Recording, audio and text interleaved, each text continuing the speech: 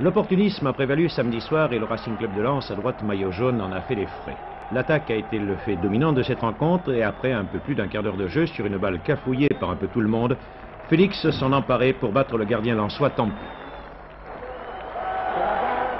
Nous allons revoir ce but car il illustre parfaitement ce que nous disions au début, c'est-à-dire que sur ce but, c'est la persévérance qui a été récompensée.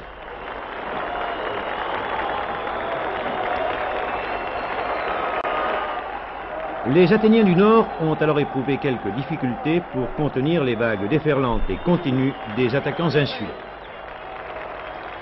Et dès la 19e minute de jeu, Krosik écroulait Félix dans la surface de réparation. Sans hésitation, M. Guil sanctionnait la faute d'un pénalty que Zagic convertissait en but. Cet avantage à la marque et à la mi-temps reflétait somme toute la supériorité de l'équipe de Pierre Cahuzac.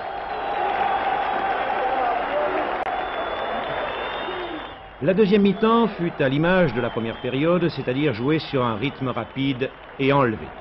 C'est peu après la reprise que devait se produire une altercation Krosik-Guil, carton rouge et expulsion du Lensois, nouvel incident à la 55e minute, fauchage de Franceschetti par l'hôte, c'était le deuxième pénalty indiscutable et que le Yougoslave convertissait imparablement en but.